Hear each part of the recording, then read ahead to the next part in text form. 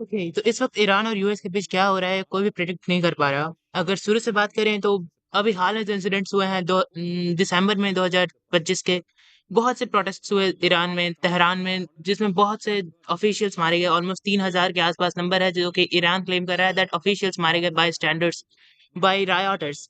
और उसके बाद यूएस और ईरान के बीच बहुत ज्यादा शांत हो गया था काइंड ऑफ माहौल। यूएस और वाशिंगटन और तेहरान के बीच मीटिंग भी होने वाला था, बहुत से टॉक्स हो रहे थे as we discussed earlier as well. पर अभी अचानक से ईरानियन लीडर खामेनी की तरफ से ये स्टेटमेंट आती है that this time it could be a regional war. You can see this article of the Hindu. यहाँ पे जो ईरानियन लीडर हैं खामेनी, उन्होंने 1 फरवरी को ये क्लेम किया है दैट अगर यूएस और सऊदी अरेबिया एंड और भी मिडिल ईस्टर्न कंट्रीज की तरफ से कोई भी एक्शन लिया जाता है ईरान के ऊपर जो कि ईरान के इंटरेस्ट में नहीं है, तो एक बहुत ही बड़ा रीजनल वॉर ये हो सकता है। ऑब्वियसली ये लोग अटैक नहीं कर सकते यूएसए को, बट यूएस के बेसिस हर कंट्री में है, सो ये रीजनल वॉर बहुत ही ज्यादा अच्छे से प्लानिंग कर रहे हैं। एक्चुअली ये जो यू कैन से स्पीच था खामेनी का, ये ट्रिगर हुआ था डोनाल्ड ट्रम्प के एक स्पीच की वजह से, as you can see in this video.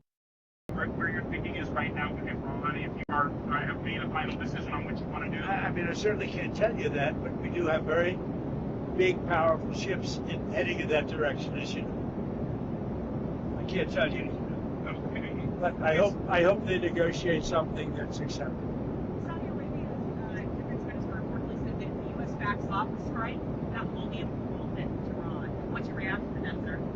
Some people think that, some people don't. You could make a negotiated deal that would be satisfactory with no nuclear weapons. They should do that, but I don't know that they will, but they are. So Trump ने हमेशा की तरह बहुत ही ज्यादा trigger कर दिया अपने speech से you can say Iranian leaders को। ये बेसिकली इन्होंने रिस्पांस में बोला था जो एक्शन ले रहे हैं तेहरानियन लीडर्स प्रोटेस्टर्स के ऊपर, तो इफ उन्होंने और भी कोई एक्शन लिया देन उससे रिलेटेड कॉन्सिक्वेंसेस बुरे हो सकते हैं। इससे रिलेटेड थ्रेट करने के लिए you can say Donald Trump ने ये स्पीच दिया था। बट ईरान की तरफ से और भी ज्यादा वॉलेंट रिएक्शंस आ रहे हैं। और डोनाल्ड ट्रम्प सिर्फ यहीं पे नहीं रुके, डोनाल्ड ट्रम्प की तरफ से और भी बहुत से स्टेटमेंट्स दिए गए हैं, जैसे you can see in this article Donald Trump ने इंडिया के बारे में भी बहुत कुछ बोला है। तो ये द हिंदू का आर्टिकल आप देख सकते हैं, और यहाँ पे अब डोनाल्ड ट्रम्प क्लेम कर रहे हैं दैट इंडिया ईरान को नहीं, ईरान से नहीं बल्कि वेनेजुएला से ऑयल ट्रेड करेगा।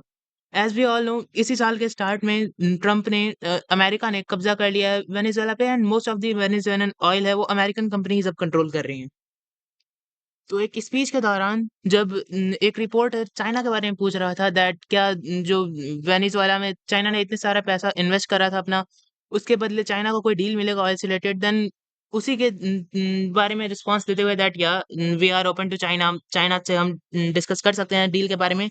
इन्होंने इंडिया का भी नाम लिया दैट हम इंडिया से भी बात कर रहे हैं, एंड इंडिया को ईरान से नहीं अब ऑयल वेनेजुएला से परचेज करेगा इंडिया भी। एंड ये बेसिकली एक सजेशन नहीं था, ये बिल्कुल सुनने में एक ऑर्डर टाइप लगा दैट इंडिया वेनेजुएला से ही ऑयल परचेज करेगा। और हालांकि ये स्पीच उन्होंने दिया था 31 जनवरी को, और इससे रिलेटेड अभी तक इंडिया की तरफ से कोई रिस्पांस आया तो नहीं है। बट 30 जनवरी को, ठीक इसके एक दिन पहले, पीएम नरेंद्र मोदी ने कॉल किया था अभी के लिए एक्टिंग प्रेसिडेंट को, प्राइम मिनिस्टर को वेनेजुएला के, एंड उनसे बहुत से बातें पे उन्होंने डिस्कशन किए थे। As you can see, Prime Minister Narendra Modi on Friday, January 30, 2026, held a telephone conversation with Venezuela's acting president, Delcy Rodriguez. During both leaders agreed to further deepen and expand bilateral ties. तो यहाँ पे बहुत सी बातें हुई, इन्होंने bilateral tries को increase करने के लिए कहा, एंड कहा कि as you can see here that agriculture, technology and हर चीज में इन्वेस्टमेंट एक्सेट्रा करेंगे ये लोग एक दूसरे के कंट्री में। इंडिया के मिनिस्ट्री ऑफ एक्सटर्नल अफेयर्स ने भी ये स्टेटमेंट दिया है दैट बोथ लीडर्स ने डिस्कस किया दैट कैसे फर्दर वेनेजुएला और इंडिया के टाइज और भी ज्यादा डीपन किए जा सकते हैं।